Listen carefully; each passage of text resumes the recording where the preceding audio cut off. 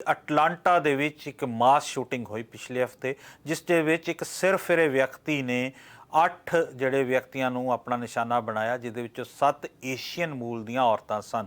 ਸੋ ਇੱਕ spa centre ਜਿਹੜੇ ਉੱਥੇ ਚੱਲਦੇ, ਉੱਥੇ ਜਾ ਕੇ ਉਸਨੇ ਮਾਸ ਸ਼ੂਟਿੰਗ ਕੀਤੀ। ਸੋ ਇਸ ਸੰਬੰਧੀ ਜਿਹੜੀ ਇਸ ਤਰ੍ਹਾਂ ਹੀ ਲੱਗਦਾ ਹੈ ਪਹਿਲਾਂ ਦੇਖਣ ਤੋਂ ਕਿ ਇਸ ਦੇ ਵਿੱਚ ਖਾਸ ਤੌਰ 'ਤੇ ਇੱਕ ਤਰ੍ਹਾਂ ਦੀ ਰੇਸ਼ੀਅਲ ਡਿਸਕ੍ਰਿਮੀਨੇਸ਼ਨ ਹੈ। ਉਸਨੇ ਏਸ਼ੀਅਨ ਲੋਕਾਂ ਨੂੰ ਚੂਜ਼ ਕਰਕੇ ਨਿਸ਼ਾਨਾ ਬਣਾਇਆ, ਜਦ ਕਿ ਇਹ ਪੁਲਿਸ ਵੱਲੋਂ ਇਹ ਵੀ ਕਿਹਾ ਜਾ ਰਿਹਾ ਹੈ ਕਿ ਉਸ ਦਾ ਜਿਹੜਾ ਵਿਅਕਤੀ ਦਾ ਜਿਹੜਾ ਨਿਸ਼ਾਨਾ ਔਰਤਾਂ ਸਨ, ਕਿਉਂਕਿ ਉਹ ਵਿਅਕਤੀ ਜਿਹੜਾ ਦਿਮਾਗੀ ਤੌਰ 'ਤੇ ਉਸਦੇ ਇਸ ਤਰ੍ਹਾਂ ਦੀ ਪਰੇਸ਼ਾਨੀ ਹੈ ਕਿ ਉਸਨੇ ਕਿਹਾ ਹੈ ਕਿ ਉਹ ਜਿਹੜੀਆਂ ਔਰਤਾਂ ਨੂੰ ਨਿਸ਼ਾਨਾ ਬਣਾਉਣਾ ਚਾਹੁੰਦਾ ਹੈ, ਖਾਸ ਤੌਰ 'ਤੇ ਜਿਹੜੇ ਇਸ ਤਰ੍ਹਾਂ ਦੀ ਇੰਡਸਟਰੀ ਨਾਲ ਜੁੜੀਆਂ ਹੋਈਆਂ ਨੇ, ਸਪਾ ਇੰਡਸਟਰੀ ਜਾਂ ਕੋਈ ਜਿਹੜੀ ਸੈਕਸ ਇੰਡਸਟਰੀ ਕਹਿ ਸਕਦੇ ਹਾਂ ਕਿਸੇ ਤਰ੍ਹਾਂ ਦੀ, ਉਸ ਨਾਲ ਜੁੜੀਆਂ ਔਰਤਾਂ ਨੂੰ ਹੀ ਉਹ ਨਿਸ਼ਾਨਾ ਬਣਾਉਣਾ ਚਾਹੁੰਦਾ ਹੈ। ਇਸ ਕਰਕੇ ਉਸਨੇ ਇਸ ਤਰ੍ਹਾਂ ਦੀ ਵਾਰਦਾਤ ਕੀਤੀ। ਪਰ ਜਦੋਂ ਹਿਸਟਰੀ ਦੇਖੀਏ ਤਾਂ ਇਸ ਤਰ੍ਹਾਂ ਦੀਆਂ ਜਿਹੜੀਆਂ ਵਾਰਦਾਤਾਂ ਹੁੰਦੀਆਂ ਨੇ, ਜਿਸ 'ਚ ਏਸ਼ੀਅਨ ਲੋਕਾਂ ਨੂੰ ਜਾਂ ਕਲਰਡ ਲੋਕਾਂ ਨੂੰ ਜਾਂ ਕਾਲੇ ਲੋਕਾਂ ਨੂੰ ਜਿਹੜਾ ਨਿਸ਼ਾਨਾ ਬਣਾਇਆ ਜਾਂਦਾ ਹੈ, ਉਦੋਂ ਇੱਕ ਵਾਰੀ ਫਿਰ ਜਿਹੜੀ ਵਿਸ਼ਵ ਭਰ ਦੇ ਵਿੱਚ ਅਤੇ ਵਿਸ਼ੇਸ਼ ਤੌਰ 'ਤੇ ਅਮਰੀਕਾ ਦੇ ਵਿੱਚ ਇਹ ਬਹਿਸ ਉੱਠ ਪੈਂਦੀ ਹੈ ਕਿ ਇਸ ਤਰ੍ਹਾਂ ਜਿਹੜੇ ਲੋਕਾਂ ਦੇ ਨਾਲ ਡਿਸਕ੍ਰਿਮੀਨੇਸ਼ਨ ਕਿਉਂ ਕੀਤੀ ਜਾਂਦੀ ਹੈ।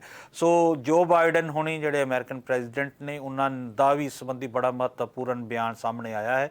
ਤਾਂ ਉਹਨਾਂ ਨੇ ਕਿਹਾ ਕਿ ਮੈਂ ਇਸ ਤਰ੍ਹਾਂ ਦੀ ਜਿਹੜੇ ਭੇਦਭਾਵ, ਇਸ ਤਰ੍ਹਾਂ ਦੀ ਡਿਸਕ੍ਰਿਮੀਨੇਸ਼ਨ ਦੇ ਬਿਲਕੁਲ ਖਿਲਾਫ ਹਾਂ। ਜਦੋਂ ਵੀ ਮੈਂ ਇਲੈਕਸ਼ਨ ਕੰਪੇਨ ਵੀ ਸ਼ੁਰੂ ਕੀਤੀ ਸੀ, ਉਦੋਂ ਵੀ ਮੈਂ ਇਸ ਬਾਰੇ ਲਗਾਤਾਰ ਗੱਲ ਕਰਦਾ ਰਿਹਾ ਹਾਂ ਕਿ ਮੈਂ ਅਮਰੀਕਾ ਦੇ ਵਿੱਚੋਂ ਇਹ ਚੀਜ਼ ਖਤਮ ਕਰਨੀ ਹੈ, ਜਿਹੜੀ ਗਨ ਵਾਇਲੈਂਸ ਵਾਰ-ਵਾਰ ਹੁੰਦੀ ਹੈ। ਕਿਉਂਕਿ ਆਪਾਂ ਜਾਣਦੇ ਹਾਂ ਅਮਰੀਕਾ ਦੇ ਵਿੱਚ ਜਿਹੜੇ ਗਨਸ ਜਿਹੜੀਆਂ ਆਮ ਨੇ ਲੋਕਾਂ ਦੇ ਕੋਲ, ਅਤੇ ਉਹਨਾਂ ਨੇ ਕਿਹਾ ਕਿ ਮੈਂ ਉਸ ਦੇ ਸੰਬੰਧੀ ਜਿਹੜਾ ਕੋਈ ਨਾ ਕੋਈ ਜ਼ਰੂਰ ਇਸ ਤਰ੍ਹਾਂ ਦੇ ਕਦਮ ਉਠਾਵਾਂਗਾ ਜਿਸ ਨਾਲ ਇਸ ਤਰ੍ਹਾਂ ਦੀ ਵਾਇਲੈਂਸ ਖਤਮ ਹੋਵੇ।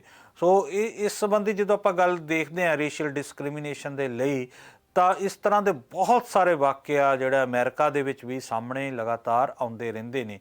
ਅਤੇ ਜਦੋਂ ਵਾਈਟ ਸੁਪਰੀਮੇਸੀ ਦੀ ਗੱਲ ਆਉਂਦੀ ਹੈ, ਉਸ ਤਰ੍ਹਾਂ ਦੇ ਬਹੁਤ ਸਾਰੇ ਗਰੁੱਪ ਜਿਹੜੇ ਅਮਰੀਕਾ ਦੇ ਵਿੱਚ ਵੀ ਐਕਟਿਵ ਨੇ, ਕੈਨੇਡਾ ਦੇ ਵਿੱਚ ਵੀ ਐਕਟਿਵ ਨੇ। ਆਪਾਂ ਲਗਾਤਾਰ ਉਸ ਬਾਰੇ ਗੱਲ ਕਰਦੇ ਰਹਿੰਦੇ ਹਾਂ ਪਿਛਲੇ ਪ੍ਰੋਗਰਾਮਾਂ ਦੇ ਵਿੱਚ ਵੀ। ਅਤੇ ਜਿਸ ਤਰ੍ਹਾਂ ਕੈਨੇਡਾ ਦੇ ਵਿੱਚ ਪ੍ਰਾਊਡ ਬॉयਜ਼ ਨਾਂ ਦਾ ਗਰੁੱਪ, ਉਸ ਦੇ ਉੱਤੇ ਵੀ ਰੋਕ ਲਗਾਈ ਗਈ ਪਿਛਲੇ ਦਿਨੀਂ। ਤਾਂ ਇਹਨਾਂ ਗਰੁੱਪਾਂ ਦੇ ਨਿਸ਼ਾਨੇ 'ਤੇ ਸਭ ਤੋਂ ਵੱਧ ਰਹਿੰਦੇ ਨੇ ਇਮੀਗਰੈਂਟਸ, ਕਿ ਇਮੀਗਰੈਂਟਸ ਦੇ ਜਦੋਂ ਵੀ ਕਿਤੇ ਕੰਮ ਘਟੇਗਾ, ਚਾਹੇ ਹੁਣ ਜੇ ਕੋਵਿਡ ਦੀ ਸਥਿਤੀ ਹੈ ਇਸ ਦੇ ਕਰਕੇ ਕੰਮ ਘਟੇ ਨੇ, ਤਾਂ ਜੇਕਰ ਇਹ ਕੰਮ ਜ਼ਿਆਦਾ ਘਟਣਗੇ ਜਾਂ ਕੋਈ ਰਿਸੈਸ਼ਨ ਆਏਗਾ, ਤਾਂ ਇਹਨਾਂ ਲੋਕਾਂ ਦੇ ਲਈ ਸਭ ਤੋਂ ਪਹਿਲਾ ਨਿਸ਼ਾਨਾ ਹੁੰਦਾ ਇਮੀਗਰੈਂਟਸ ਲੋਕਾਂ 'ਤੇ। ਭਾਵੇਂ ਉਹ ਇਮੀਗਰੈਂਟਸ ਕਈ ਪੀੜ੍ਹੀਆਂ ਤੋਂ ਇੱਥੇ ਰਹਿੰਦੇ ਹਨ, ਉਹਨਾਂ ਨੂੰ ਲੱਗਦਾ ਕਿ ਇਹਨਾਂ ਲੋਕਾਂ ਕਰਕੇ ਸਾਡੀ ਜੌਬਸ ਜਾ ਰਹੀ ਆ। ਪਰ ਜੇਕਰ ਇਤਿਹਾਸ ਦੇਖਣ ਕੈਨੇਡਾ ਦਾ, ਅਮਰੀਕਾ ਦਾ, ਤਾਂ ਸਾਰੇ ਲੋਕ ਹੀ ਇੱਥੇ ਕਿਸੇ ਨਾ ਕਿਸੇ ਦੇਸ਼ ਤੋਂ ਆਏ ਹੋਏ ਨੇ, ਕਿਤੋਂ ਨਾ ਕਿਤੋਂ ਇਮੀਗਰੈਂਟਸ ਨੇ। ਜਿਹੜੇ ਇੱਥੋਂ ਦੇ ਮੂਲ ਲੋਕ ਨੇ, ਨੇਟਿਵਸ ਨੇ, ਉਹ ਬਹੁਤ ਘੱਟ ਨੇ, ਉਹ ਤਾਂ ਆਪ ਡਿਸਕ੍ਰਿਮੀਨੇਟਡ ਨੇ।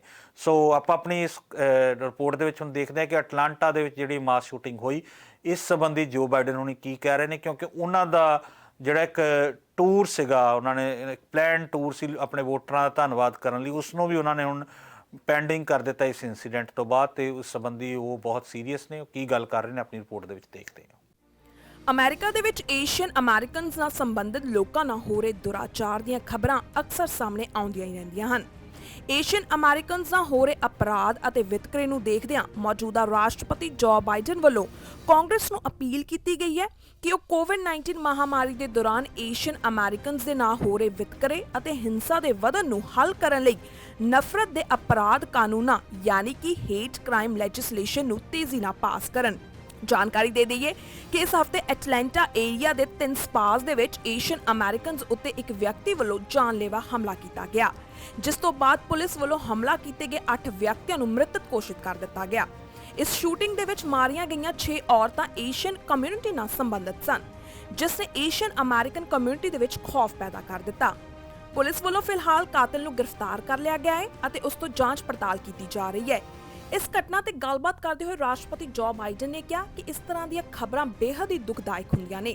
ਉਹਨਾਂ ਨਾਲ ਹੀ ਕਿਹਾ ਕਿ ਇਸ ਹਾਦਸੇ ਤੋਂ ਬਾਅਦ ਸੈਂਕੜੇ ਏਸ਼ੀਅਨ ਅਮਰੀਕਨਸ ਦੇ ਮਨ ਦੇ ਵਿੱਚ ਡਰ ਪੈਦਾ ਹੋ ਚੁੱਕਾ ਹੈ ਕਿ ਉਹ ਸੇਫ ਵੀ ਹਨ ਜਾਂ ਨਹੀਂ। ਰਾਸ਼ਟਰਪਤੀ ਨੇ ਨਾਲ ਹੀ ਕਿਹਾ ਕਿ ਉਹਨਾਂ ਨੂੰ ਅਕਸਰ ਸੁਣਨ ਨੂੰ ਮਿਲਦਾ ਰਿਹਾ ਹੈ ਕਿ ਏਸ਼ੀਅਨ ਅਮਰੀਕਨ ਔਰਤਾਂ ਨੂੰ ਰੇਸਿਜ਼ਮ, ਫਿਜ਼ੀਕਲ ਅਸੌਲਟ, ਮਾਰਨ ਦੀਆਂ ਧਮਕੀਆਂ ਦਿੱਤੀਆਂ ਜਾਂਦੀਆਂ ਨੇ ਅਤੇ ਸਾਲਾਂ ਤੋਂ ਸਾਨੂੰ ਇਸ ਤਰ੍ਹਾਂ ਦੀਆਂ ਰਿਪੋਰਟਸ ਮਿਲ ਰਹੀਆਂ ਹਨ ਜਿਸ ਤੇ ਅੱਜ ਤੱਕ ਕੋਈ ਐਕਸ਼ਨ ਹੀ ਨਹੀਂ ਲਿਆ ਗਿਆ। The Vice President and I, as I said, met a little bit earlier, just before this, with leaders from the Asian American community here in Georgia. We talked about Tuesday's mass shooting, about another example of public health crisis of gun violence in this country. 8 people killed, 7 women, 6 were of Asian descent. All fellow Americans, each one of them we mourn. Their families are left with broken hearts and unanswered questions.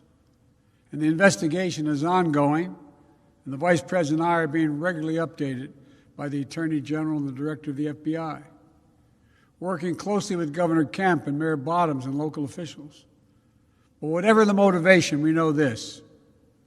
Too many Asian Americans have been walking up and down the streets and worrying, waking up each morning the past year feeling their safety and the safety of their loved ones are at stake. They've been attacked, blamed, scapegoated, and harassed. They've been verbally assaulted, physically assaulted, killed. Documented incidents of hate against Asian Americans have seen a skyrocketing spike over the last year, let alone the ones that happened and never get reported.